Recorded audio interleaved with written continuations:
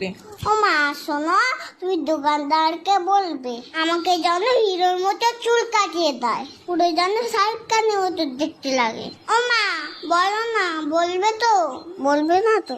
উফ, চুপ কেন করে রয়েছো, কথা কেন বলছো না? হ্যাঁ হ্যাঁ রে বাবা, দোকানদারকে বলবো তোকে শাহরুখ খানের মতনই চুল কাটিয়ে দেবে। ওকে।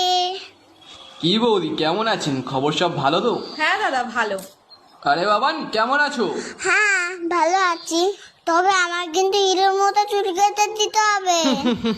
তুমি পারবে তো? আগে বলো, নয়তো তোমার কাছে কাটবো না। সব রকম কাটতে পারি আমি, তুমি এখানে এসে বসো। আমাকে একটু উঁচু করে দাও, আমি তো মুখটাই দেখতে পাচ্ছি না। হ্যাঁ তাই তো, তুমি নামো, আমি উঁচু করে দিচ্ছি। দেখো আবার যেন সব চুল কেটে দিও না। আহ বাবা নড়ো না, কান টান কেটে যাবে কিন্তু। ও দাদা, একেবারে মুড়ো করে কেটে